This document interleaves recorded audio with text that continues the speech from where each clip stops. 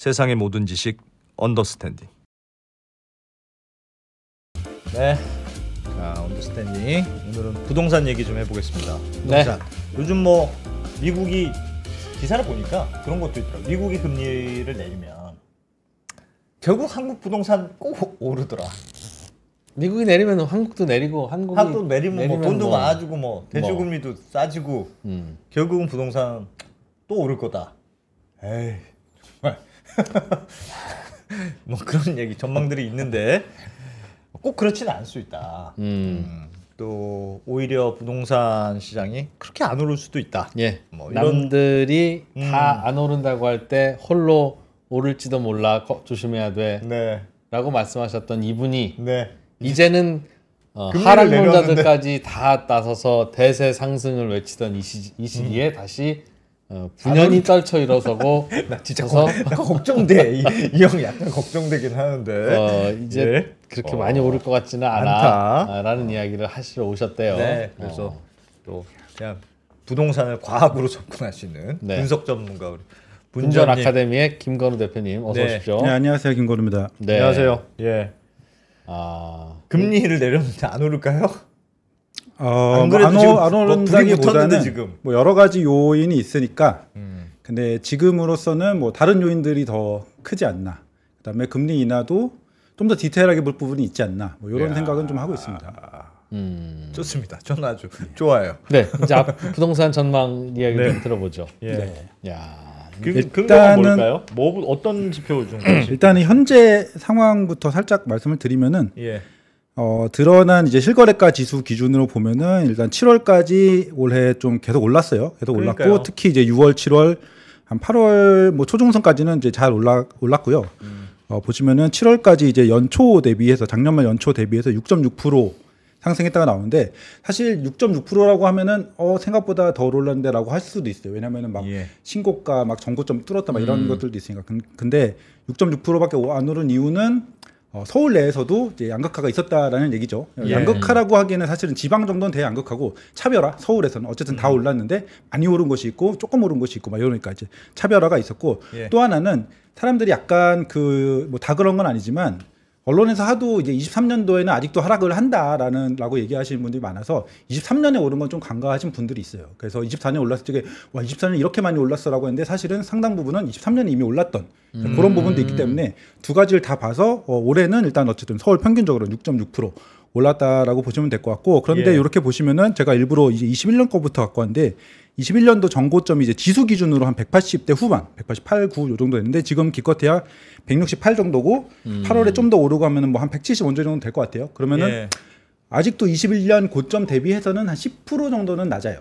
네. 그런데도 이제 아까 말씀드렸듯이 강남 같은 데는 고점을 뚫었고 근데 그렇다면 어딘가의 구축은 아직도 한 20%는 고점 대비 낮은 상태인 상황인 거죠. 그래서 그렇게 서울에서도 굉장히 좀 차별화가 된 상황이었고 약간 과거 얘기 조금 설명드리면은 이렇게 가파르게 떨어진 요 시기는 그 글로벌적으로도 고금리 쇼크, 이제 우리나라도 그렇고 글로벌도 그렇고 고금리 쇼크가 와갖고 뭐 금리 뭐 자이언트 스텝 뭐 이런 것만 해가지고 막 우리나라 같은 경우는 특히 거기에다가 이제 역전세난이 이렇게 발생하면서 급락을 했고 근데 우리나라는 사실은 그 고금리 쇼크가 22년부터 왔다고 봐야 되는데 우리나라는 집값이 뭐 좀 먼저 꺾였어요.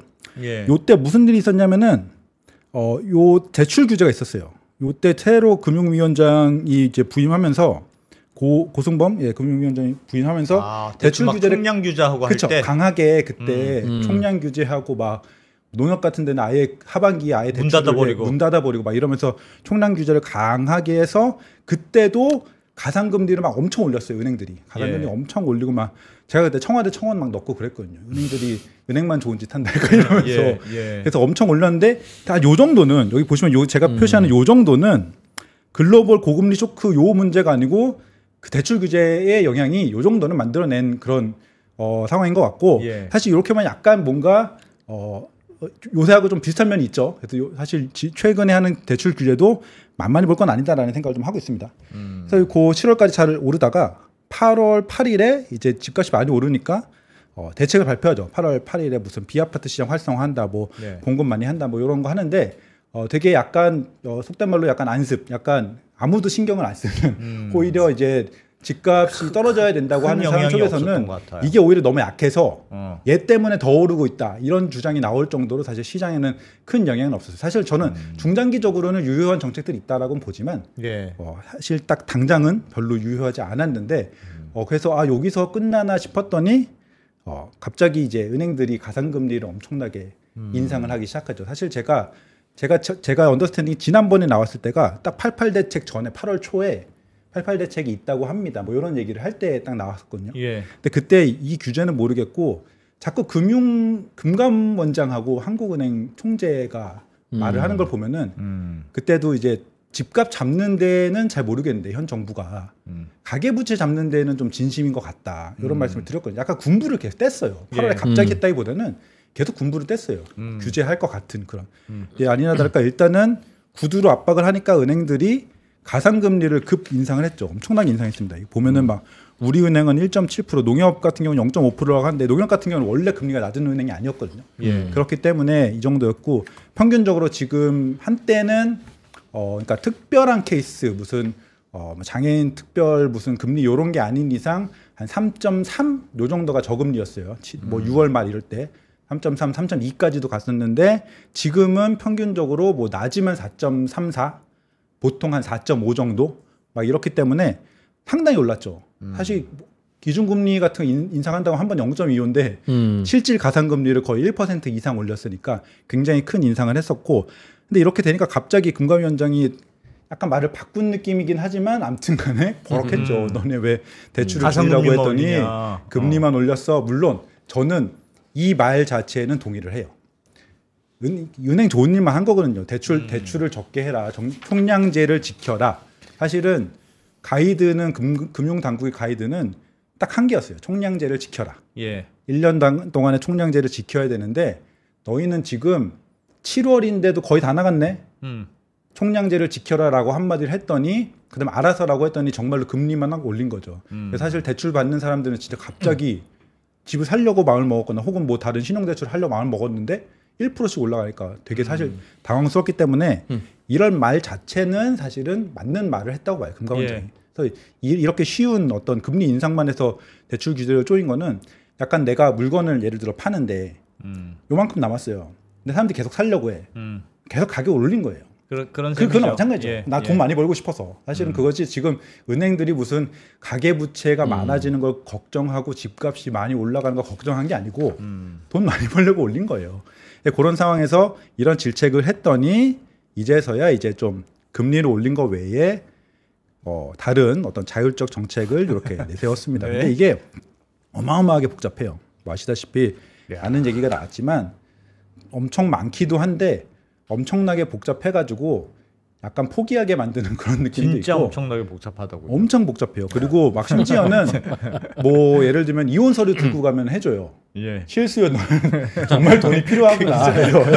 이혼 서류 들고 가면 백종원 기자한테도 도대체 실수요의 정의가 뭐냐. 그거 가지고 막 난리더군요 아주. 그래가지고 엄청나게 제한을 거니까 물론 정말 뭐 필요하고 이러면은 막 약간 자기 본인한테는 해당되지 않는 뭐 은행들을 막 이렇게 가가지고 뭔가 좀 높은 금리라도 뭔가 이렇게 대출을 받거나 할 방법은 있긴 한데 아무튼 간에 지금 전반적으로 엄청나게 이 은행 자체적인 정책 혹은 규제를 가하고 있고 거기다 금리까지 높으니까 첫 번째로는 실질적인 유동성의 통제가 있을 수밖에 없고요.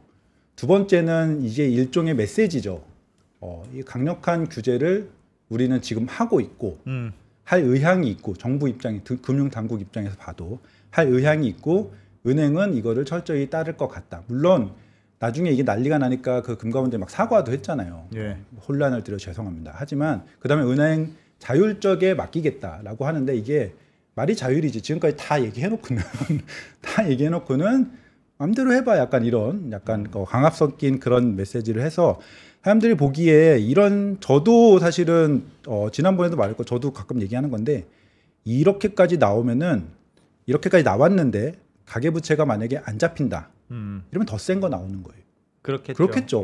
그렇게까지 했는데 이렇게까지 했는데 잡히면은 잡히는 건데 안 잡히면은 더 센 거 나오고 한국은행에서도 기준금리 인하 안 하고 이런 식의 약간 시그널이나 메시지를 상당 부분 저는 던져줬다라고 생각을 하거든요. 그러니까 금리는 지금 인하가 됐고 시중금리도 계속 내려가고는 있습니다만 이런 식의 대출 규제 때문에 뭔가 수요에 브레이크가 좀 걸릴 거다. 그러니까 미국 기준금리가 인하는 됐지만 뒤쪽에 설명을 드리려고 하는데 인하는 됐지만 그거와 상관없이 실질 대출 금리는 인하되지 않았고 그다음에 한국은행 총재도 지금 미국이 이제 B컷 0.5% 인하했을 적에 한국은행 총재가 말을 한 게 이제 외환적인 환율적인 부담이 줄었다. 왜냐하면은 통화 정책을 할 적에 안 올리고 버틸 수 있는데 여기서 제일 걸린 게 사실 환율이었단 말이에요. 한국은행 입장에서는 환율적인 부담이 줄었기 때문에 우리나라 상황만 보고 의사결정을 하겠다라고 했어요. 그런데 지금까지 항상 말하던 스탠스를 보면은 우리나라 상황에 집값과 가계부채 이게 분명히 크게 들어갈 거란 말이죠. 그래서 이번에 만약에 이 정책이 먹히지 않는다라고 하면은 분명히 기준금리 인하도 안 할 것 같고 거기다가 한국은 안 할 것 같고 거기다가 추가적인 어떤 금융당국의 가이드들 그거 이미 얘기들 나왔거든요. 안 잡히면 LTV를 걸 수도 있고 LTV 규제를 추가로 걸 수도 있고 뭐 DSR 같은 경우 전세자금 대출을 뭐 DSR에 추가로 할 수도 있고 그다음에 또 얘기 나온 게 뭐 위험가중치 주택담보대출에 대한 위험가중치를 높일 수도 있고 이런 다양한 사실은 카드가 많아요.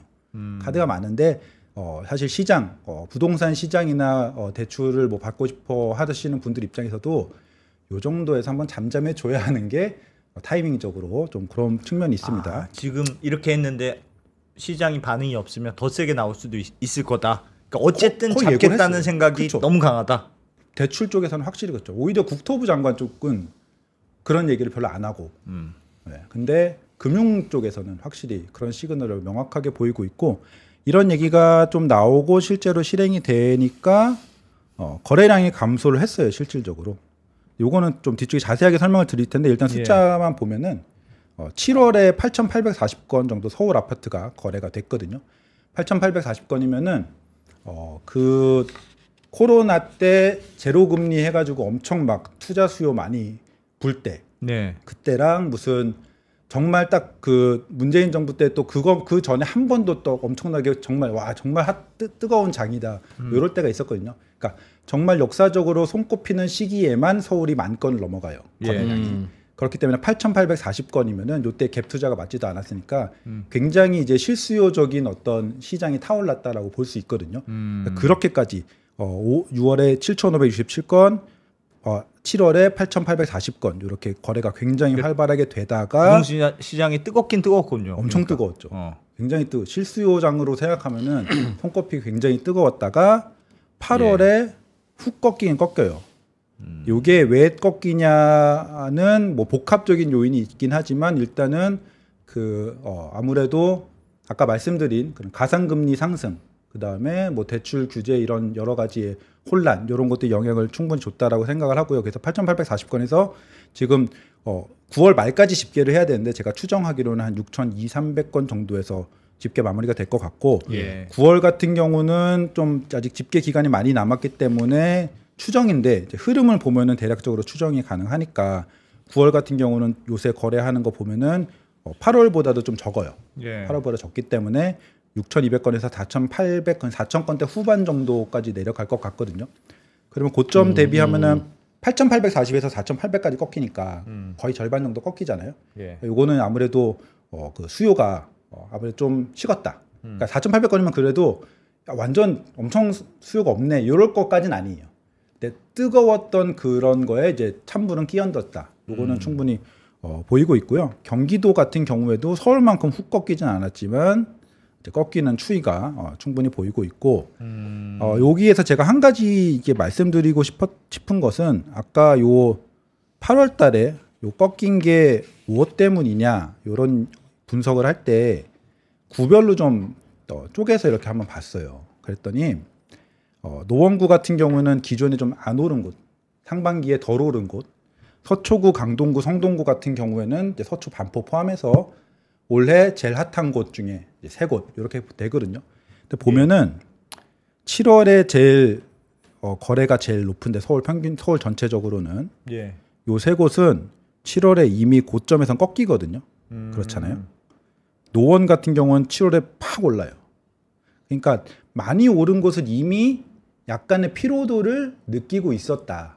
예, 그렇게 생각을 하고 근데 대신에 덜 오른 곳들이 갭이 너무 벌어지니까 박탈감 같은 것도 있고 그다음에 저기 못 가니까 약간 낮춰가지고 가는 그런 수요자들 뭐 이런 현상으로 인해서 덜 오른 것들 여기 영등포구 이런 데도 많이 올랐거든요. 그러니까 약간 그러니까 갭이 메워지고 있는 것까지는 아니지만 많이 오른 곳들은 좀 지치고 덜 오른 곳들이 오르는 그런 흐름을 마침 보일 때 대출 규제가 나와서 이게 시너지가 좀 나지 않았나. 그러니까 마침 지금 그냥 가격만으로도 부담을 좀 느끼고 있었던 것 같아요, 시장이. 저 그래프로만 보면 하여튼 대출 규제를 한 게 영향이 있었던 것 같아 보이네요. 전체적으로 그리고 요 8월에 여기도 봐도 훅 꺾이잖아요. 요거는 대출 규제 영향이고요. 근데 7월에 미리 꺾였던 거는 이미 가격적인 부담이 있었다. 그러니까 약간 울고 싶은데 뺨 때린 격이 있는 거예요. 그래서 이미 약간 부담이 있을 적에 대출 규제까지 했기 때문에 지금 시장은 좀 잠잠해졌어요. 지금 제가 맨 처음에 보여드린 그 그래프 지수는 아직 실시간 지수는 아니고 제가 자주 말씀드리지만 주간으로 발표하는 지수는 실시간성이 별로 없기 때문에 지수로는 현재 시장이 어떻게 되는지를 볼 수가 없거든요. 근데 그냥 제가 현장에서 파악하는 그런 뭐 듣는 거, 보는 거 이런 것들 따져 보면은 요새 분명히 식긴 했어요. 그래서 근데 그게 대출 규제도 있고 뭐 이런 원래 가격 올 상반기 너무 올랐으니까 많이 오른 것들은 그 가격 부담도 있었고요. 시너지를 내 가지고 현재로서는 약간 꺾인 상황이다. 대표님이 이렇게 체감하시는 거는 뭐 어떤 게 다릅니까? 예를 들면 부동산 중개업소에 찾아오는 사람이 줄었다거나 그런 분위기가 있어요? 그런 것도 있죠. 잠시만 여기 있다. 예.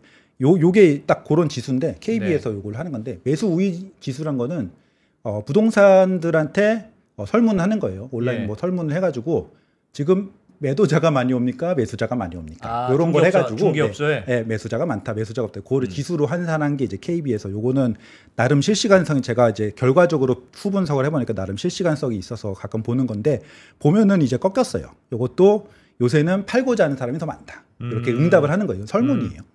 응답을 해서 요런 말씀하신 딱 그것도 이렇게 꺾이고 있다. 요새 집 사러 오는 사람이 별로 없어. 약간 이렇게 대답하는 거죠. 요새 좀 꺾이고 있는 그런 흐름. 이렇게 보시면은 5월부터 이렇게 확 올라오잖아요. 뜨거운 장이 이렇게 됐었던 거죠. 그래서 완전히 많이 떨어지진 않았지만 고점에서는 좀 내려왔다.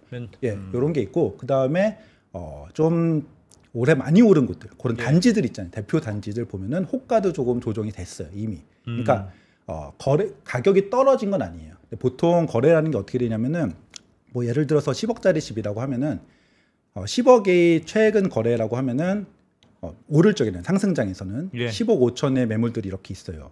그러면 누군가가 10억 5천짜리를 사잖아요. 그럼 가격이 찍어. 그러면은 10억 5천의 그 매물이 계속 깔려 있는 게 아니고 가격이 또 다 쫙 같이 올라가죠. 올리죠. 예를 들면 10억 8천에 다 같이 올려요. 그래서 실거래보다 상승장에서는 실거래가보다 호가가 더 높아요. 그래서 그 호가를 또 잡으면 또 올리고 이제 그래서 막 거래가 엄청 많지 않아도 이제 상승이 계속 발생하는 그런 메커니즘인데 지금 같은 경우는 예를 들면서 10억 5천에 거래가 됐는데 그래서 호가가 11억으로 올라왔는데 안 팔리네 이래가지고 10억 5천까지 돌아온 거니까 실거래가가 아래로 깨진 건 아닌데 더 높여서 배짱 부리던 호가는 돌아온 곳들이 지금 많다. 요 정도가 지금 현재의 분위기라고 보시면 될 것 같아요. 심리를 반영하는 거군요. 그래가지고 지금 뭐 서울 부동산이 엄청 꺾였고 엄청 내려갔다. 요거는 좀 과장이고 반대로 지금도 오르고 있다. 요것도 조금 현실을 반영하지 않고 있는 거고 딱 그 정도 수준의 라고 보시면 될 것 같고 모든 지역이 다 그래요? 아니면 아니죠. 그 지금 많이 오른 곳들 가격이 부담스러운 곳들은 그렇고요. 그 다음에 서울에서는 좀 이렇게 약간 저는 뭐 적응하고 있는 부분이고 사실 저처럼 이렇게 막 모든 거를 막 챙겨보지 않잖아요, 사람들이. 그러다 보니까 좀 부담이 적은 곳들은 여전히 거래도 발생하는데 덜 오른 곳들도 그 7월, 8월까지는 않아요, 아직은. 그러니까 이미 그 정도는 아니고 대신에 뭐 예를 들면은 뭐 수지, 그러니까 용인 뭐 이런 데에 아직은 좀 더 뭐 신고가도 나고 이런 것들도 있어서 굉장히 혼란스러운 어디는 좀 오르고 어디는 좀 조정되고 이런 식의 시장이 좀 펼쳐지고 있는 것 같아요. 그게 혹시 오르던 지역은 숨 고르고 있고 안 오르던 지역으로 오히려 그 매수 열기가 퍼지는 중은 아니에요? 그냥 제가 생각하기에는 아까 그래프도 보여드렸지만 대출 규제 전에 그러니까 예를 들어서 대출 규제를 세게 안 하고 그냥 냅뒀어도 그런 식으로 흘러가지 않았을까? 냅뒀어도 오르는 것이 물론 지금 꺾이는 것보다는 더 올라갈 수 있겠지만 옆으로 퍼지는 그런 흐름이 갔을 것 같은데 여기서 대출 규제를 하니까 오르는 것 못 맞게 맞고 퍼지는 것도 조금 늦춰지고 있는 그런 흐름일 것 같고 그렇기 때문에 이제 전망이 어려워지는 거죠. 사실은 명확하지가 않잖아요. 이 상태에서 그러면은 갭이 메워지다가 다시 여기가 올라갈 것 같기도 하고 혹은 여기가 눌리고 있으니까 얘도 갭이 메워지지만 이거 착각이었고 결국 시장이 전체적으로 떨어질 것 같기도 하고라고 하는데 저는 기본적으로는 예를 들면 서울에서 이제 그 바로미터가 되는 그런 마두가 되는 그 지역들이 있어요. 예를 들면 잠실, 뭐 고덕. 그러니까 얘네가 먼저 오르면은 다른 데가 순차적으로 따라 오르고 얘네가 먼저 떨어지면 다른 데가 순차적으로 따라 떨어지고 하는데 저는 그런 선두가 되는 지역들이 지금 꺾이고 있는 부분이 보이기 때문에 결과적으로 서울이 일단 잠잠해지긴 하겠다. 그러니까 어려운 것은 여기서 얼마나 떨어지느냐 혹은 상승이었는데 보합 정도로 꺾이는 요 정도에서 마무리가 되느냐. 이 디테일까지는 사실은 뭐 그렇게까지 확신을 할 수는 없는 거지만 저는 일단은 좀 꺾일 가능성이 좀 있다라고 질문이 있습니다. 근데 지금 대출 규제가 나온 이유가 생각해 보면 지금 금리가 내려오기 전부터도 사람들이 막 부동산을 너도 나도 막 사기 시작했잖아요. 네. 너도 나도 사기 시작하니까 야 이래서는 너무 심한데 이거 좀 어떻게 좀 잡아야 되는데 그래서 88 대책도 나오고 88 대책이 나왔는데도 효과가 없는 것 같으니까 야 그럼 대출이라도 어떻게 좀 틀어 막아봐. 그러니까 그 말은 물밀듯이 수요가 막 생기고 있는데 사람들 집을 사야 되겠다는 생각을 막 하고 있는데 사실 억지로 좀 누르고 있는 거잖아요. 그렇죠. 대출을 규제한다는 맞습니다. 느낌은 막 사고 싶은 걸 억지로 좀 참어 이렇게 하고 있는 건데 그 말은 이게 조금만 풀리거나 아니면 금리가 조금 내려가거나 대출 규제를 끝까지 계속 조일 수 없다면 다시 결국 튀어나올 수 있는 거 아니냐. 그러니까 이 지금 내려가는 게 맞아요. 잠깐의 대출 규제 때문에 불편할 수는 있으나 사람들이 사겠다는 심리가 그럼 없어졌느냐. 그건 아닌 것 같은데. 저도 사실 그래가지고 이 대출 규제라는 게 사실은 근본적으로는 이제 뭐 차후에 어떻게 관리할지 이미 은행에서 어느 정도 발표를 하기도 했는데 지금 대출 규제가 처음에 말씀드린 대로 총량제가 기본이에요. 기본적으로 총량제를 지켜라가 기본 메시지고 나머지는 알아서 해라라고 지금 된 거거든요. 총량제라는 거는 지금은 일단 연간이에요. 그 말인즉슨 1월이 되면 리셋인 거예요. 그래서 1월이 되면은 물론 1월 1일 딱 되자마자 다시 이제 그렇진 1월 1일이 되자마자 그렇진 않겠지만 은행은 기본적으로 저는 항상 강조하지만 은행은 돈을 버는 게 목적이에요. 가계부채 이런 거 신경하는 게 아니고 내가 최대한 벌 수 있을 만큼 이자 수익을 버는 게 목적이거든요. 그래서 일단 하다가 예를 들어서 1, 2, 3월 정도 봤어요. 근데 너무 대출이 안 팔리네. 이러면 또 풀 거예요. 풀고 누군가 분명히 눈치 보다가 은행 하나가 먼저 나 특판 내면은 따라 특판 내고 이럴 거거든요. 근데 이제 지금에 와서 이제 어쨌든 방안으로 내놓은 거는 월별 총량 관리를 하는 식으로 얘기를 하더라고요. 그러니까 지금 연도별 총량 관리를 하니까 상반기에 다 써버려 이런 이제 부작용이 있으니까 연도별로 관리하면은 작년에 가상금리 뭐 0, 뭐 가상금리 마이너스 이 정도의 과열 경쟁까지는 안 가겠지만 지금의 엄청 복잡하고 요런 어떤 가상금리도 막 2% 막 이렇게 받는 그런 정도의 어떤 긴축은 안 될 것 같아요. 그러니까 올 하반기 대비해서 내년 상반기가 은행들의 대출 태도가 훨씬 완화적이 될 거라는 것은 거의 명확합니다. 그러면은 올해보다 내년에 집값이 만약 올해 그것 때문에 집값이 떨어진다고 하면은 내년에 집값이 오를까는 뭐 다른 변수가 비슷하다고 하면은 저도 그렇게 생각해요. 말씀하신 건 똑같이 생각해서 올해 이제 많이 오른 피로감, 그다음 대출 규제, 그다음에 뭐 나중에 뭐 둔촌주공 이런 물량들 뭐 이런 영향들 이런 것까지 합쳐가지고 약간 꺾일 수 있다라고 보지만 뭐 한 6개월 제가 보기에 예를 들어서 뭐 내년 1분기 지나고 뭐 또 제가 지난번 타이틀이 날 찬바람이 불면 집을 사세요였는데 날이 다시 꽃이 피면 꽃이 피면서 집값이 다시 오를 수 있는 가능성이 높다라고 있다. 생각해요. 그래서 제가 지난번에도 말씀드렸고 이번에 혹시 좀 잠잠해지고 내가 집 골라 살 수 있고 이런 데가 되면은 뭐 대출 규제가 되고 이게 영구히 이제 추세적으로 폭락을 하겠네라고 생각하시기보다는 일시적 대출 규제의 힘이 강하니까 그러면은 지금 잘 골라서 내 집 마련을 해보시는 것도 좋지 않을까라는 생각을 하죠. 근데 이번에 나온 대출 규제가요. 네. 그동안에 올랐던 것이 갈아타기장이었다고 말씀 주셨잖아요. 네네네. 무주택자가 새 집 사는 것도 많지 않고 그것도 뭐 어쨌든 이제 다주택자가 집 한 채 더 사는 거는 안 되는 거니까 1주택이 2주택 되거나 하는 건 안 되는 거니까 다 무주택이 1주택 되거나 1주택이 갈아타기가 그렇죠. 되는 거 과정에서 이제 오르는 건데 무주택이 1주택 되기 혹은 1주택자가 갈아타기를 할 때 이번 대출 규제 때문에 막히는 게 꽤 생겼어요. 일단은 저는 가장 센 건 진짜 복잡하게 했는데 저는 다른 것보다 가장 센 거는 그냥 가상금리를 1% 올린 게 세다고 봐요. 대출 해주고 안 해주고는 아닌데 그거는 왜 저는 그렇게 세지 않다라고 보면은 금리를 조금만 더 주면은 피할 은행들은 많아요. 나는 여기가 막히는데 은행이 많잖아요. 뭐 심지어는 뭐 광주은행, 뭐 대구은행 이런 데까지 다 찾아서 보면은 어쨌든 나한테 대출해줄 곳은 하려면 할 수는 있다. 할 수 있는데 그 은행들이 다 같이 가상금리 이미 올려버렸기 때문에 그게 굉장히 좀 센 것 같고 그리고 네, 갈아타기 같은 근데 이제 디테일하게 보면은 갈아타기가 막혔을 적에 이런 부동산 전망하는 사람들이 이건 세다라고 갈아타기 막힌 건 뭐냐면은 뭐 일부 은행 특히 근데 큰 은행, 신한은행 뭐 이런 데 같은 경우에는 1주택자만 대출을 해주는데 갈아타기여도 즉 처분 조건을 걸어도 안 해준다. 대출 안 돼준다. 뭐 이렇게 됐거든요. 갈아타기가 안 되잖아요. 갈아타기 때문에 오른 장인데 갈아타기가 안 되니까 이게 되게 세겠다라고 했는데 사실은 제가 여기 보시면은 뭐 디테일하게 무슨 홍보 같기도 하고 그래서 말을 안 했는데 SC 같은 경우는 한 개도 안 해요. 그렇죠? SC로 요즘 간다고 하더군요. 그래서 그러니까 이 중에서 이제 보면은 또 기업 같은 경우에는 더 적게 하고 신한이랑 뭐 우리 같은 경우에는 제일 많이 하고 뭐 이런 것들이 있잖아요. 피할 것들은 충분히 찾을 수는 있어요. 저는 금리 자체가 올라간 게 그것도 0.5%가 아니고 뭐 1.5% 이 정도가 올라간 게 제일 세다. SC에서는 대출 해주는데 저런 상황에서는 금리를 조금이라도 더 받지. 뭐 그렇겠죠. 네. 그래서 그때 그 금감원장이 그 쉬운 길만 간다. 금리 인상만 하고 있다면서 그러지 말라라고 했는데 그 이후로 내린 데는 하나도 없어요. 오케이 하면서 이제 고금리 이미 많이 올린 고금리를 유지한 상태에서 다른 정책을 건 거지. 금감원장님이 저렇게 말씀하시니까 금리를 내려야겠다라고 해서 내린 곳은 하나도 없거든요. 여전히 상당히 높은 상황이라서 그 많이 오른 그 올 상반기에 많이 올랐던 그때가 한 3% 초반까지 내려가면서 집값이 올랐다고 하면은 4% 초중반이 되니까 혹은 4% 중반이 되니까 이것은 압박을 받을 수밖에 없는 그런 상황이라고 봅니다. 은행들이 3% 초중반까지 금리를 낮췄을 때는 영마진이거나 그랬었죠.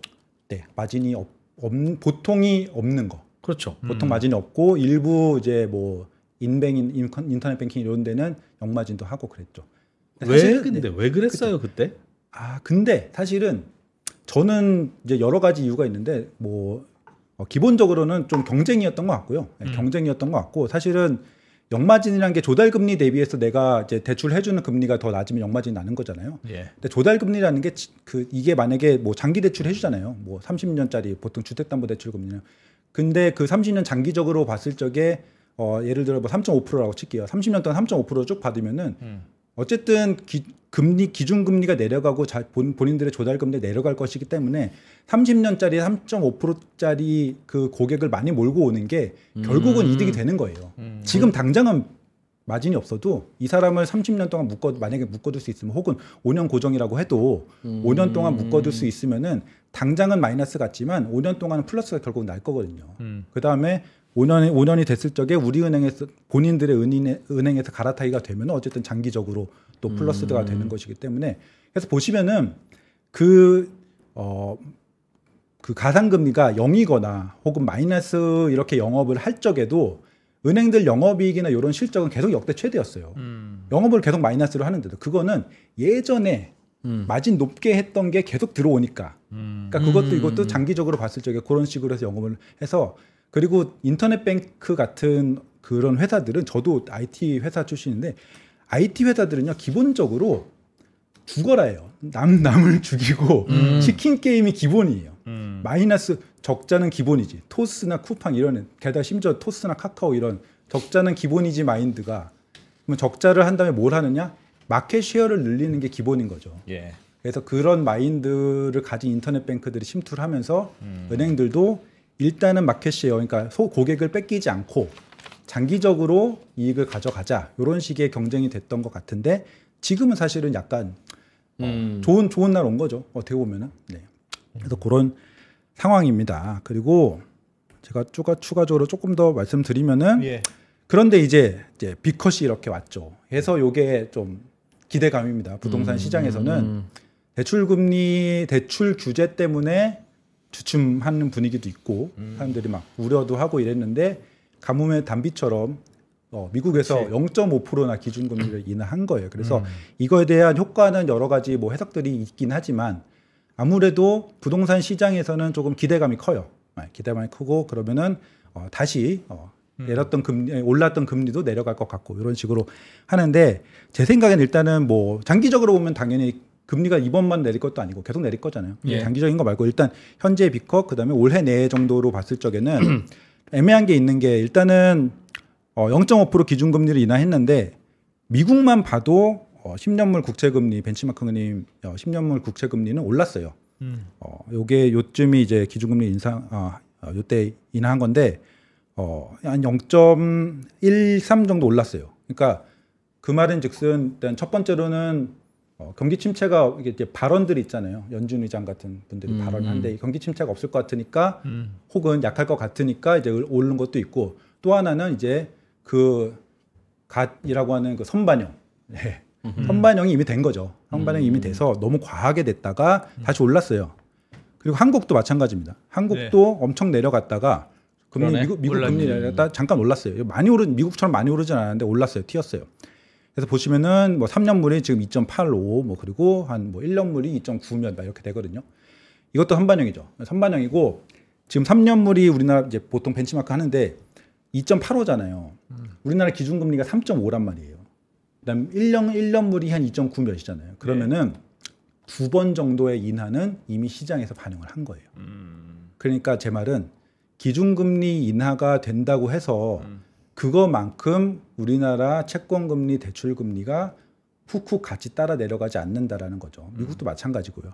그래서 특히 이제 이런 국고채 금리 말고 대출 금리랑 가장 강력하게 이제 연동이 되는 게 이제 보통 5년 고정으로 대출을 받으니까 은행채 5년물 금리에다가 가상금리를 붙여가지고 보통 대출이 나가는데 이게 어쨌든 한 8월 초랑 비슷비슷해요. 이때는 뭐 약간 이슈가 있어갖고 이렇게 올라갔는데 보통 비슷비슷하거든요. 이것도 이렇게 내려갔다가 요때 금리 인하했어요. 그러니까 2번 연속으로 올랐거든요.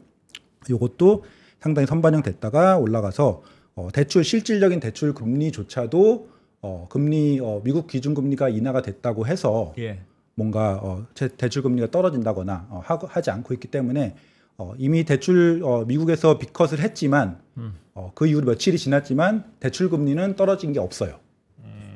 그래서 지금 뭐 이번에 0.5% 뭐 대출금리 기준금리 인하를 했던 혹은 앞으로도 뭐 여러 가지 이제 뭐 연준의 점도표도 있고 막 있잖아요.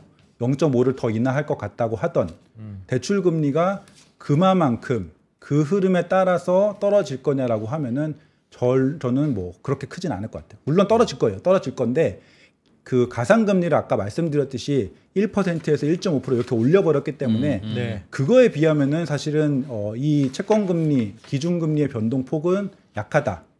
그러니까 지금 쪼이고 있는 은행들의 자체적인 정책이 훨씬 시장에 강한 영향을 미치고 있고 그리고 제 생각에는 앞서 말씀드렸다시피 여기서 만약에 기준금리가 인하를 미국 기준금리 인하하고 막 이래가지고 다시 불이 붙고 대출도 많이 받고 시장이 오른다라고 하면은 또 다른 카드들도 있고 이렇기 때문에 지금 미국이 기준금리를 인하를 했다고 해서 뭔가 시장적으로 상방압력을 굉장히 강하게 받고 집값이 오르고 다시 가계대출이 뭐 한 달에 뭐 8조 이렇게 올라가는 그런 상황이 벌어지기는 좀 쉽지 않지 않을까 이런 생각을 좀 하고 있습니다. 시중금리는 오히려 올라가고 하니까 금리가 매우 낮았던 건 올해 연초부터 많이 낮았죠.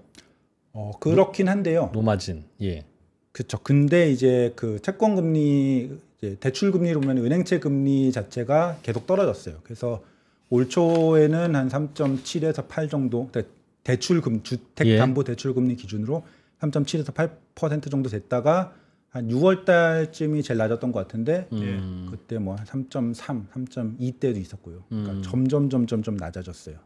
네. 그래서 매수세에 불이 붙었다. 매수세에 불도 붙었고, 근데 약간 사람들이 이것도 약간 일종의 선반영인데 그런 생각을 했었어요. 그러니까 제가 이렇게 뭐 이렇게 집을 사고자 하는 사람들하고 얘기를 나눠보면은 그때 이미 3.3 이렇게 됐잖아요. 예. 저는 봤을 적에 이게 이미 은행의 채권 금리나 뭐 이런 것들에 있어서 기준금리 인하를 반영한 느낌이었거든요. 실질적으로도 그런 숫자였고, 근데 이제 시장의 참여자들 혹은 매수 대기자 분들은 여기서 기준금리 인하가 되면은 더 떨어질 것 같은데, 그러니까 내가 더 떨어지니까 더 낮은 금리에 나중에 대출을 받아야지가 아니고 더 떨어지면 집값이 더 오를 것 같은 거예요. 그래서 내가 한 요쯤에 사야겠다라고 하는 그런 기대 심리가 좀 먼저 반영된 게 있었죠.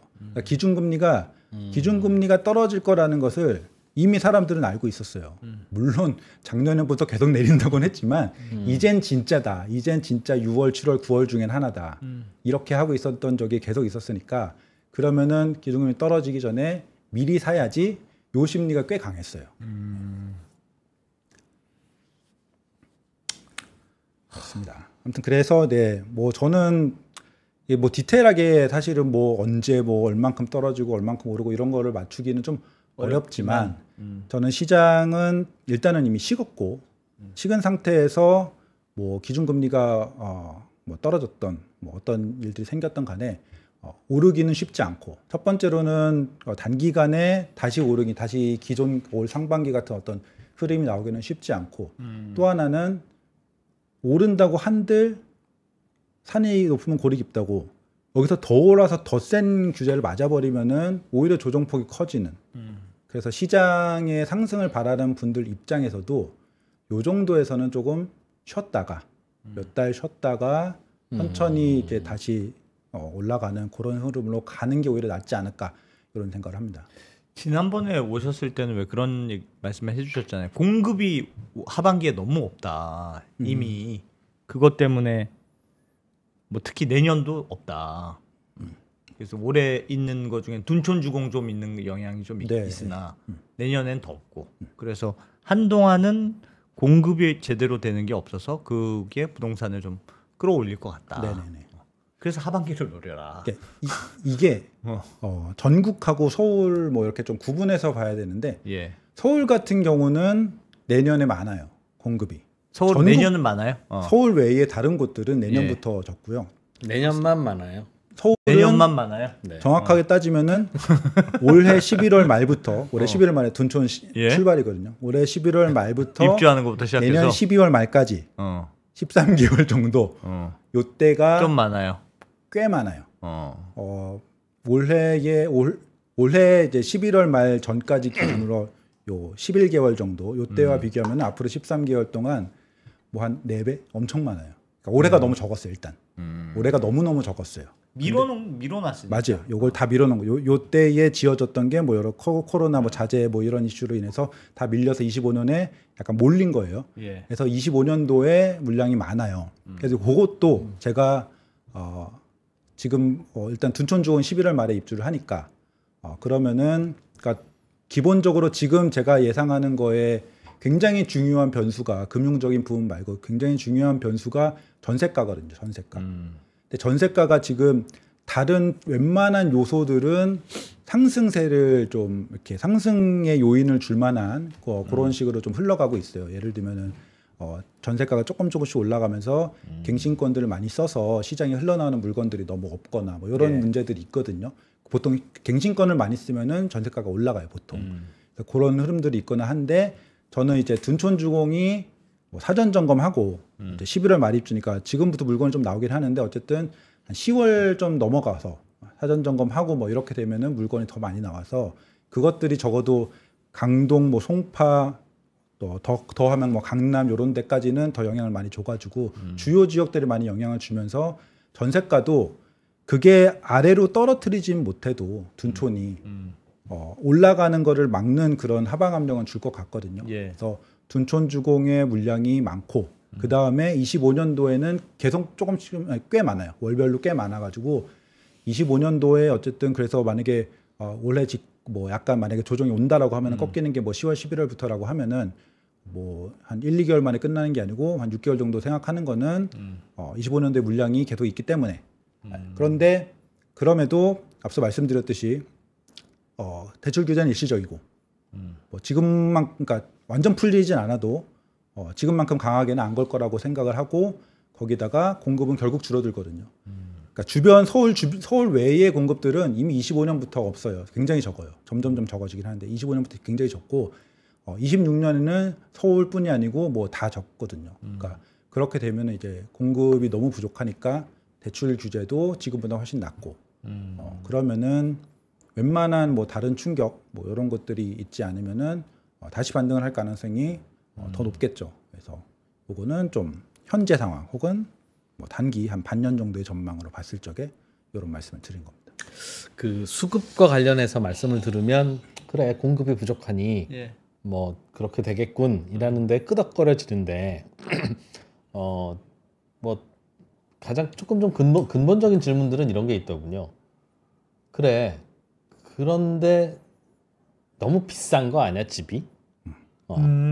너무 비싼 거 수입에 비해서 그러니까 소득이든 어디든 집값이 너무 올라 있어서 최근 몇 년 사이에 그래서 저걸 감당할 수 있겠어? 저렇게 누가 사줘야 저 집값이 계속 오르는 건데 그게 절대적으로 너무 높으면 공급이 적어요, 입주가 없어요, 뭐 그런 거를 다 떠나서 비싼 가격이 그냥 눌러버리는 거는 아닐까 하는 그런 질문들도 있는 것 같더군요. 그러니까 그렇게 보일 것 같아요. 저도 뭐 충분히 그렇게 볼 수 있다고 생각하고 근데 놀라운 것은 그렇게 보이는 집값이 더 오르고 있는 게 되게 놀랍죠. 사실 어떻게 보면. 근데 예를 들어서 서울에서도 좀 저렴한 집들 아파트 기준으로도 나홀로 아니고 그냥 규모 있는 아파트 기준으로 봐도 좀 오래되고 서울에서 이제 핵심지가 아닌 곳들을 보면은 웬만큼 애를 뭐 직장을 가지고 이런 사람들이 사기에 이게 비싼가 예를 들어 뭐 몇 년 대출 받아서 원리금 이만큼 이렇게 갚는다라고 생각하면 이게 비싼가 싶은 아파트들이 진짜 많아요. 오히려 더 많아요. 근데 언론에 많이 나오고 커뮤니티에서 얘기되고 막 이런 것들이 진짜 비싸죠. 그럼 어떻게 보면 얘는 되게 비싸고 얘네들은 합리적인 가격인데 얘네들이 더 오르잖아요. 그렇죠. 약간 뭐 사람들이 좋은 것을 더 선호하고 약간 그 심리적으로 이런 것들을 뭐 못 잡으면은 뭐 안 될 것 같고 그다음에 계속 쏠림 현상들이 발생하는 그런 트렌드가 계속 가격이 올라가는 그런 이런 것들만 올라가는 현상을 만들어내는 것 같고 저는 인구가 줄어들면 줄어들수록 오히려 쏠림 현상은 더 강해질 거라고 생각을 하거든요. 양극화도 강해지고 그런 차원에서 비싼 것이 되게 비싸 보이는 거는 그 소득이 높은 사람들이 결국 이걸 커버해 주는 거예요.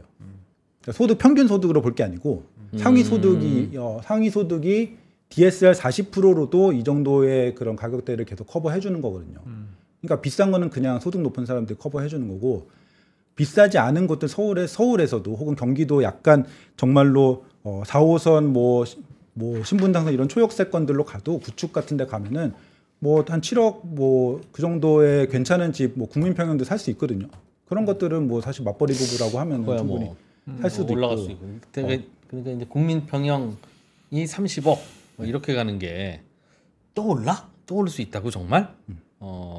이런 생각인 건데 보통 그러면 그런 집 사는 분들은 대출을 얼마 정도 받고 사요? 30억짜리 집을 산다고 치면 사실은 저는 이거에 대해서 그 딱 가격대별로 그 대출을 얼마나 받는지를 통계를 뭐 이거 모네에서 잡을 수 있을지 모르겠는데 저는 못 잡았는데 그냥 얘기되기로는 사실은 고가주택을 더 대출을 안 받는다라고 해요.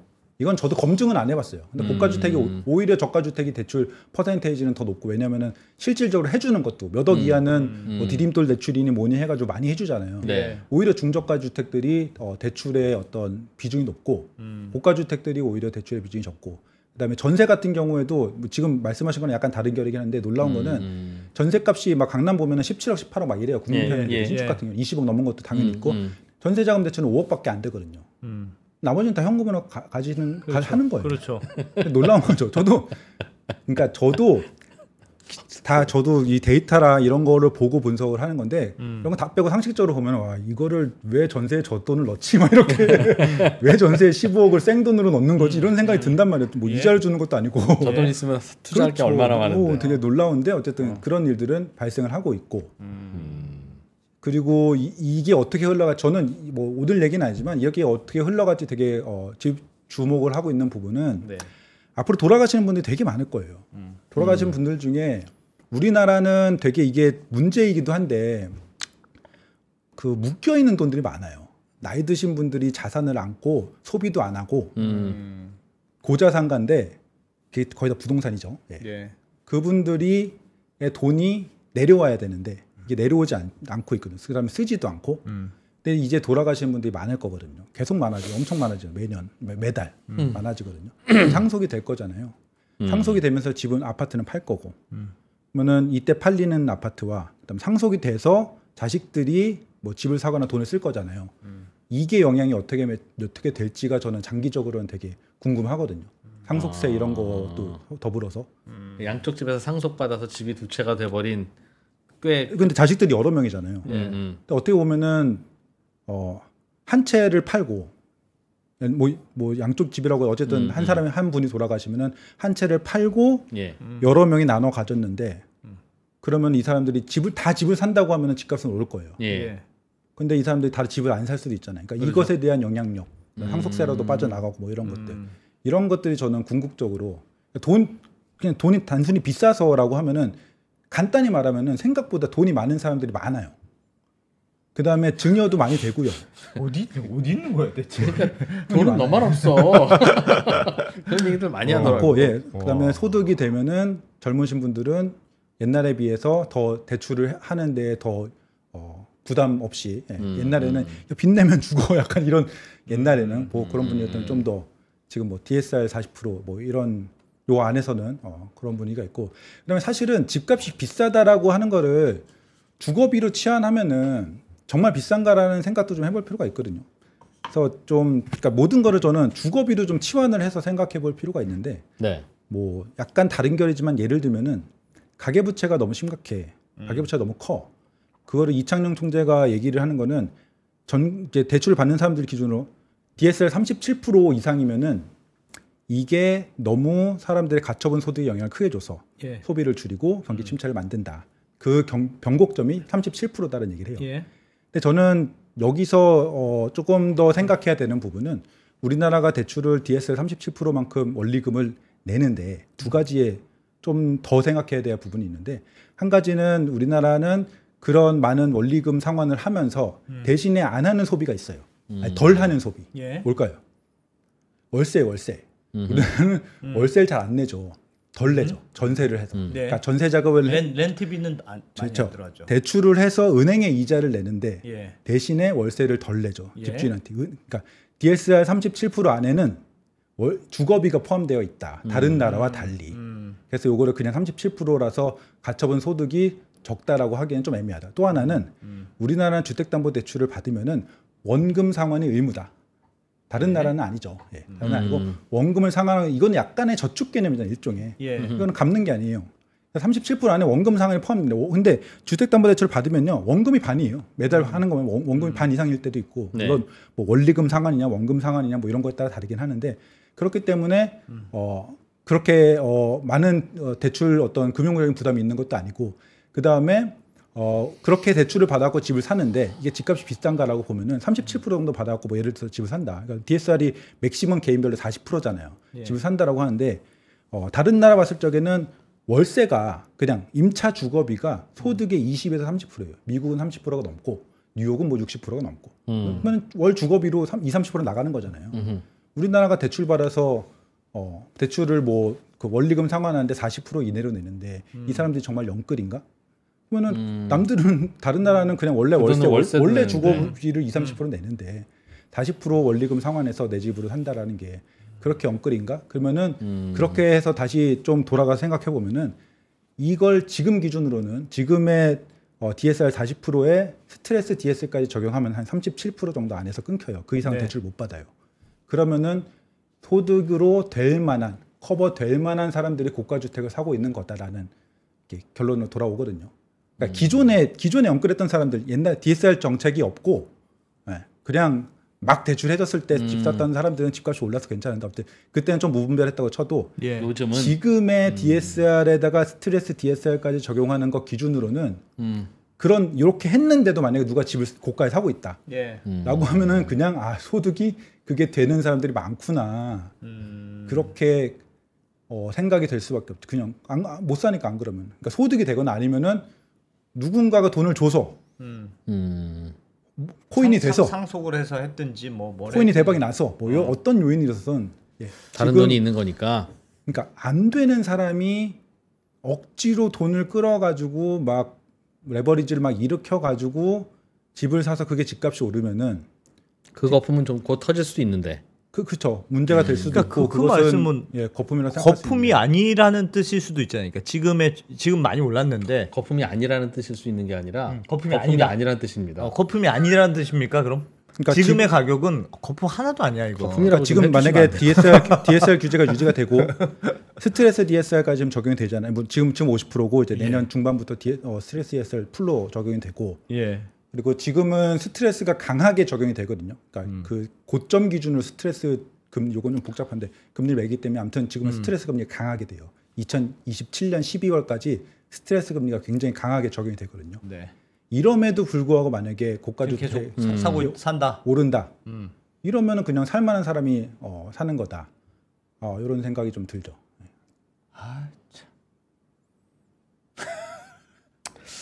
저는 집값이요. 그래서 질문은 제가 이 질문은 드렸지만 돈이 없는데 집을 사는 사람은 없을 거예요. 그래서 요즘엔 그냥 의사들이 집값 다 올리고 있어요. 실손보험 10년이 부동산 이렇게 만든 거예요. 그런 설명도 해요. 그럴 수 있죠. 그러니까 왜냐하면 집을 1,000만 명이 집을 사서 집값을 올리는 게 아니거든요. 특정 아파트 단지에서 집이 한 10채만 거래되면 그 집값이 그냥 올라가서 그 아파트 전체가 다 30억짜리 아파트들이 되는 거지. 1,000세대가 다 1,000세대가 거래되고 나야 드디어 다 됐고 손바뀜이 끝났으니 이제는 30억대구나 이게 아니라 아니죠. 1,000세대 중에 한 50세대만 30억에 거래되면 그게 다 그냥 30억짜리 아파트가 되는 거니까 앞으로도 그런 식으로 오르겠죠.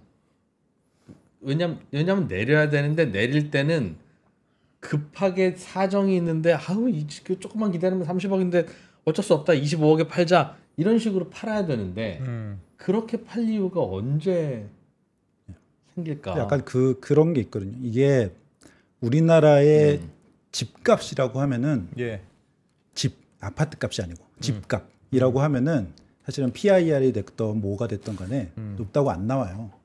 빌라나 이런 다가구나 이런 것들이 높지 않기 때문에 서울로 봐도 별로 높진 않아요. 집값이라고 하면요.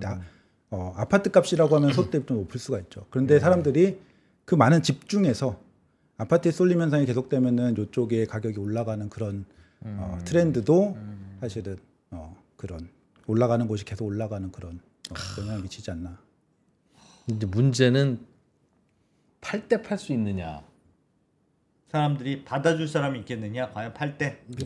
팔 때도 계속 높은 가격으로 사줘야 될 텐데. 그러니까 내가 팔 때 누군가 사주기만 하면 되는 건데 문제는 매물이 한꺼번에 쏟아지는 일이 벌어지면 그때는 이제 문제가 되는 거죠. 그래서 22년 훅 떨어질 때도 딱 그런 거죠. 그때는 이제 역전세난 때문에 팔아야 될 사람이 갑자기 많이 생긴 거죠. 다 같이 던졌다가 다 같이 떨어진 거. 그런 어떤 다 같이 팔아야 되는 그런 시기들이 오면은 분명히 떨어질 수밖에 없는 거고. 뭘까 생각해 보면 부채가 목에 차서 다 같이 떨어지는 때는 아닐 것 같고 말씀하신 대로 부채는 컨트롤이 된다고 하니까. 다만 저나 이제 안 대표가 나중에 집을 사서 살다가 다 같이 늙어가는 거. 저는 제 집을 언제 팔까요? 언제 팔 것 같습니까? 비슷하지 않을까요? 사람마다? 비슷하겠죠. 일부는 돈 필요하면 빨리 팔기도 하겠으나 더 이상 이제 큰 집 필요 없어. 작은 집으로 가야 되겠다. 그러니까 요 세대는 비슷할 때 팔 거라고요. 근데 요것도 설문조사가 있는데 정확한 퍼센테이지는 모르겠는데 그 나이가 많으신 분들 집을 갖고 있는 분들한테 이제 설문조사를 했는데 내 집에서 죽고 싶다, 내 집에서 생을 마감하고 싶다 이게 많아요. 저도 그럴 것 같아요. 그러니까 결국은 상속이 되면서 집을 팔리는 건데. 그래서 저도 요때 팔고 그러면 이게 파는 것만 따지면은 이제 점점 사망이 많아질수록 집값은 하방 압력을 받을 텐데 팔고 국가로 환수되는 게 아니잖아요. 내려온다고요 돈이. 일부는 세금으로 나가고 이 사람들이 돈을 어떻게 쓰느냐. 또 집을 살 거다.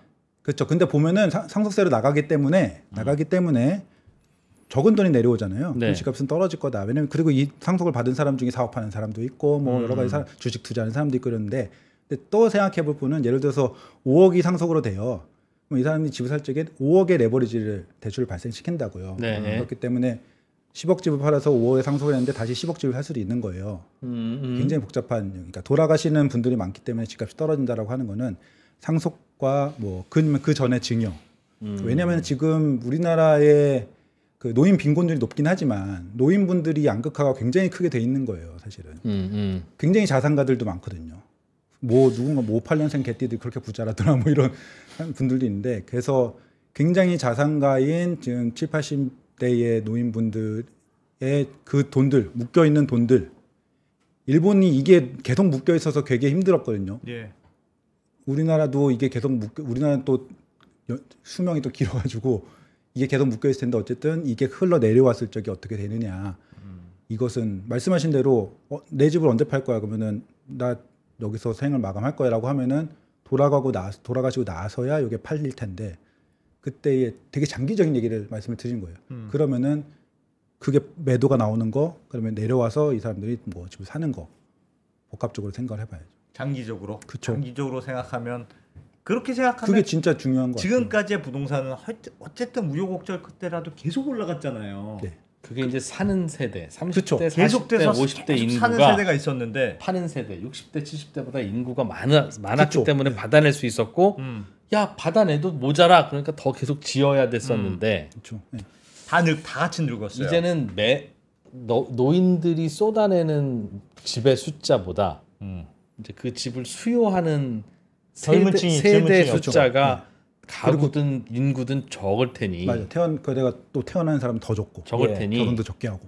그러니까 물리적으로 집들이 막 아이스크림처럼 녹아서 부서지지 않는 한 이제는 돌아가시는 분이 2채, 3채 쏟아진 걸 이제 젊은 세대가 그거를 받아내야 되니까 새로 집 지을 이유도 없고 집이 남지 않을까 하는. 그렇죠. 그러니까 그래서 사실은 아까 전에 말씀하신 게 내 집을 누가 사주느냐가 중요하잖아요. 네. 반대로 이거 너무 비싸지 않아 하는 집이 이걸 누가 사갈까를 고민하는 게 아니고 맞아. 덜 싼 집들 합리적인 가격인 것 같은 이게 내 주거비로 내 월급 대비 합리적으로 이 정도이면은 우리나라 평균 소득이 얼마고 막 계산해봐요. 평균 소득이 얼마고 이 정도면은 사람들이 어포더블 하고만 하면서 사는 이 집이 오히려 팔릴까 시간이 지날수록 걱정이 되는 거예요. 오히려 돈은 상속도요. 되게 양극화잖아요. 사실 솔직히 그렇잖아요. 상속이야말로 정말 양극화일 거라고. 증여도 양극화인데. 그래서 오히려 비싼 집들이 그런 아까 말씀드린 상속과 무슨 뭐 소비 이런 메커니즘 작용이 될 적에 비싼 집들이 살 사람들이 적을 것 같지는 않아요. 지금 오히려 어떻게 보면은 지금 막 원베일리라는 집 뭐 아파트가 60억에 거래됐대 이러면은 이미 약간 딴 세상 같아요. 그러니까 무슨 예전에 한남동이나 이런 연예인들이 무슨 청담동에 한강변 100억에 팔렸대 이러면은 딴 세상 같잖아요. 그러면 저거 집값이 오르든 말든 상관없는 그런 것처럼 보였잖아요. 이제 반포가 약간 그런 느낌이 나요. 60억 왜냐면 직전 거래가 55억이었는데 다음 거래 60억이 돼버렸어요. 보통 평균적인 사람들이 사는 집이라면은 직전 거래가 55억이었으면은 56억에 거래가 될 텐데 그렇잖아요. 단위가 5억 단위야. 이렇게 5억 올라가는 단위. 거예요. 다 직전 저기는 거래 모르고 사시고 파시는 것 같아. 그러면은 이제 저기는 약간 다른 세상이구나 이런 느낌이 좀 들잖아요. 그런 범위가 좀 넓어질 수도 있죠. 그래서 사실은 이거는 조금 뭐 극단적인 얘기일 수도 있는데 집값에 잡는 정책 이런 걸로 봐도 그런 것들이 오르게 냅두는 게 차라리 그거는 아예 포커스의 대상이 아니야. 거기는 그냥 오르든 말든. 차라리 그 냅두는 게 수요 공급 측면에서 봐도 더 많은 국민들이 사는 집은 오히려 안정적이 될 수도 있는 뭐 100억이 되든 150억이 되든 상관없고 뭐 그렇게 될 수도 있다라고 봅니다. 그래서 지금 어쨌든 제가 말씀드린 거를 한 단어로 보면 결국은 양극화거든요. 네. 양극화가 그 큰 틀에서 보면은 상속이나 뭐 말씀하신 뭐 노인들의 뭐 매도 이런 걸 봤을 적에도 양극화가 심화된다라는 결론이 조금 더 강하게 오고 그거를 어떻게 좀 어쨌든 국민들의 박탈감이나 뭐 분배나 이런 고민을 안 할 수는 없으니까 어떻게 조금 뭐 완화를 시켜주냐, 요거는 고민을 해볼 부분이죠. 저희 채팅창에 하루카와상이라는 분이 계속 우리 동네는 마이너스라니까요. 계속 마이너스 동네도 있겠죠. 지방도 있고 경기 북부도 있고요. 인천에 뭐 이런 데도 있고. 서울은 마이너스까지는 뭐 거의 없는 것 같은데. 네.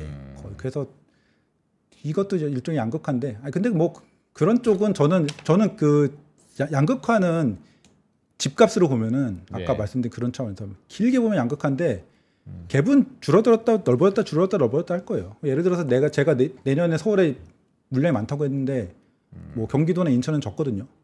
그러면은 뭐 좀 따라붙을 수도 있죠. 항상 오르는 것만 오르는 건 아니에요. 이거는 좀 사람이 착각할 수 있는데 갭은 좁혀집니다. 좁혀지는데 다시 벌어지니까 문제인 건데 네, 계속 벌어지기만 하진 않아요. 그래서 그분도 기다리시면 오른다. 동네. 네, 그 동네도. 네. 그럼요. 네. 시간의 문제죠. 네.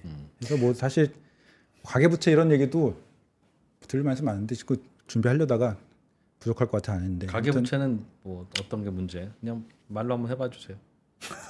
그러니까 간단히 말하면은 가계부채는 문제죠. 가계부채 큰 것도 문제고 이 금융당국의 이창용 총재나 이런 분들이 말씀하시는 것도 옳은 말씀을 하시죠. 하고 정책 방향도 좋은데 약간 그거를 뭐 많은 뭐 유튜버나 뭐 애널리스트 뭐 여튼 이런 분들이 과장되게 공포를 조장하는 부분은 있다고 봐요. 충분히 아주 있다고 보고 그다음에 규모가 큰 거랑 위험한 거랑은 약간 별개로 볼 필요가 있다. 규모가 큰 건 맞지만 약간 저는 그 위험한 거냐. 그렇죠. 가계부채가 큰 거에 그다음에 거기에 원리금 상환 이런 거에 우리나라는 조금 다른 속성을 보일 수도 있고 그다음에 제가 되게 놀라웠던 부분 중에 하나가 그 예를 들어서 은행에 미국 같은 경우에도 은행에 이게 안전한지 지금 시스템상에서 안전한지를 보면 스트레스 테스트를 한번 하잖아요. 무슨 IT 서비스를 할 적에도 뭐 디도스 공격 막 해서 서버 뻗는지 안 뻗는지 막 스트레스 테스트를 한 걸 하잖아요. 저는 2022년도에 우리나라의 어떤 가계부채가 자연스럽게 스트레스 테스트를 받지 않았나라는 생각이 들어요. 무슨 말이냐면은 2022년에 무슨 일이 있었냐면은 금리가 2배가 올랐어요. 레고랜드 그러니까 고금리 사태랑 레고랜드 사태 겹칠 적에 딱 진짜 금리가 2% 후반에서 5% 중후반까지 올라가요. 말 그대로 2배가 올랐어요. 거기다가 변동금리가 많은 상황이었어요. 그때. 그 다음에 이제 부랴부랴 고정금리를 늘린 거고 변동금리가 많은 상황에서 금리가 2배가 올랐어요. 그리고 자산 가격이 30%가 떨어졌어요. 집값이 엄청 떨어졌잖아요.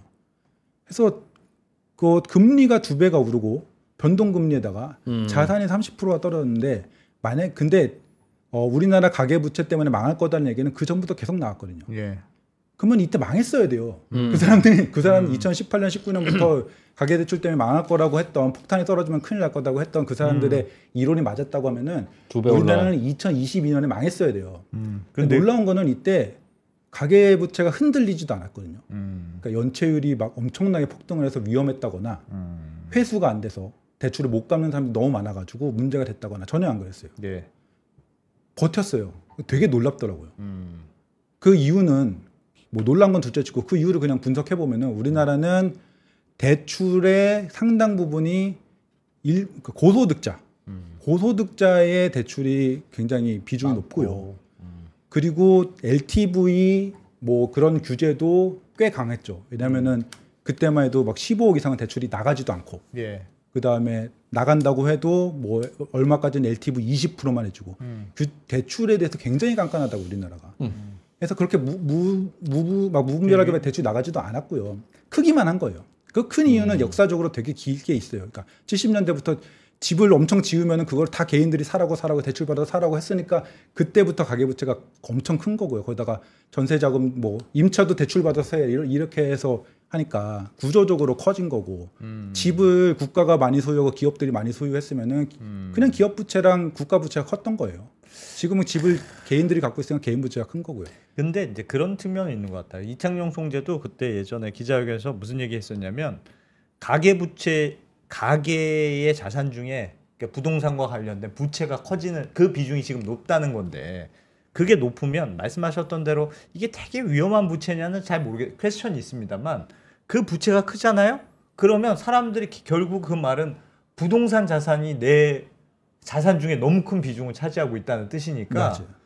부동산이 꺼지면 꺼질수록 나라가 난리가 나. 부동산 하면 가격 떨어지면 지금 올라가도 문제지만 떨어져도 난리 납니다. 맞아요. 그러니까 그럼 뭐 다시 그냥 빚내서 집 사 이런 정책이 다시 쓱 나와요. 그래서 절대 안 떨어뜨리는 걸 용인하지 않습니다. 그래서 이게 부동산 정책이 진짜 안정적이 되려면 가계부채 비중이 좀 부동산에 관련된 포트폴리오가 줄어야 조금 떨어지거나 뭐 해도 사람들이 버틸 수가 있지. 전부 다 부동산에 물려 있는데. 네, 맞아요. 그러니까 이건 악순환으로 갈 수밖에 없다. 그러니까 이청용 총재 시각으로는 이건 절대 이 메커니즘에서 못 벗어난다는 거예요. 그러니까 저는 그거에 대해서는 절대적으로 동의해요. 뭐 이청용 총재 뭐 제가 뭐 평가하기도 애매할 정도로 굉장히 똑똑하신 분이잖아요. 그러니까 다 동의해요. 다 동의하고 말씀하신 것도 동의해요. 근데 이게 뭐 짧게 봐도 1970년대부터 우리나라가 집을 엄청나게 공급할 때부터 그 다음에 조금 더 짧게 보면은 2000년대 초반부터 우리나라가 그 모기지를 엄청나게 막 이렇게 공급했거든요. 예. 그때부터 해가지고 수십 년간 그냥 이렇게 돼버린 거예요. 이걸 깰 수가 없어요. 그래서 진짜 장기적으로 정말 장기적인 어떤 로드맵을 가지고 지금 아마 그렇게 하시는 걸 거예요. 예. 그렇게 하시는 거예요. 총량제도 그렇고. 그래서 그거는 동의해요. 근데 이걸 가지고 그 방침에 대해 동의하지 않는다는 게 아니고 이걸 가지고 너무 야 우리나라 가계대출이 엄청 크니까 우리나라는 엄청 위험한 상황이야.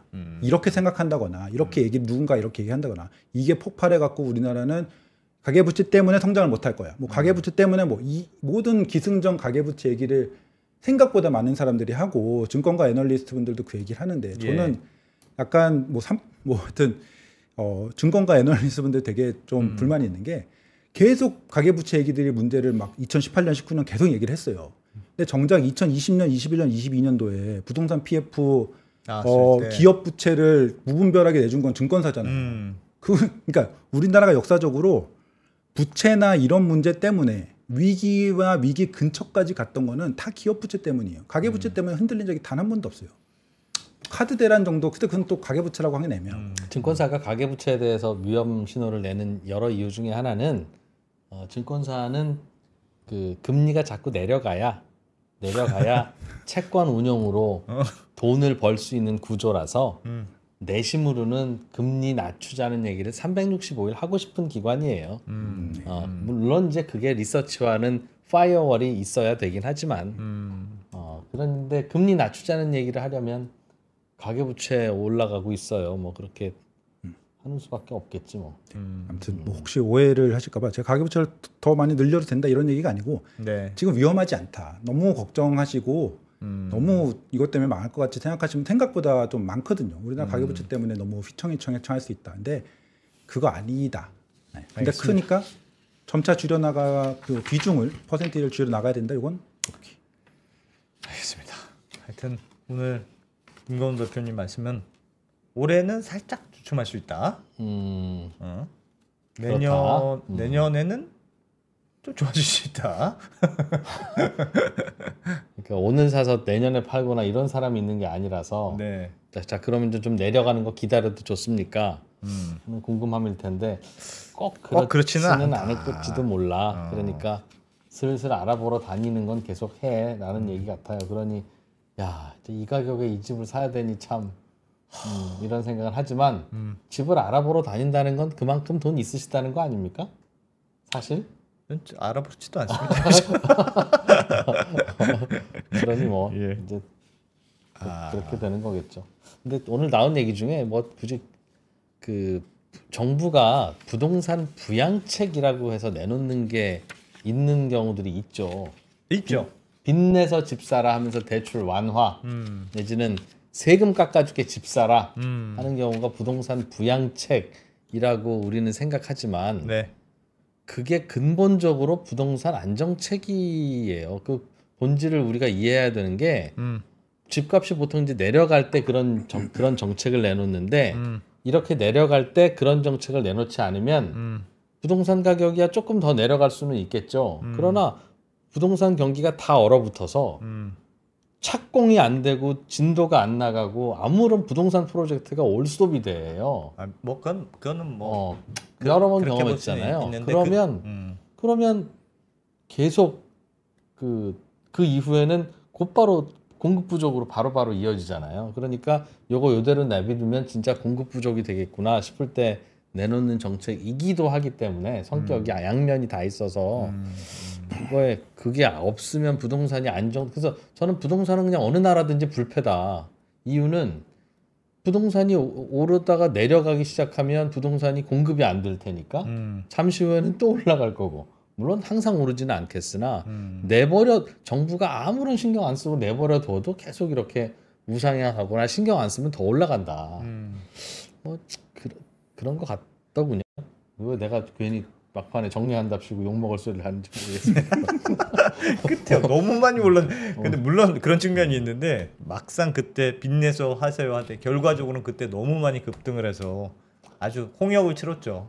당시에. 그래서 그게 물론 그 전에 안 오른 거가 한꺼번에 올라서 그런 겁니다 라고 설명할 수는 있겠으나 그 이제 막 틈바구니에 있었던 사람 입장에서는 뭐 어떻게 보면 누군가에게는 매우 힘든 시기였던 거죠. 그렇죠. 그래서 하여튼 너무 확 오르고 확 내리는 건 하여튼 별로다. 네. 맞습니다. 그런 것 같습니다. 네. 부동산 얘기하면 나는 왜 이렇게 갑자기 숙연해지는지 모르겠어. 분산 아카데미 김광래 대표님 오늘도 좋은 말씀 고맙습니다. 고맙습니다. 네.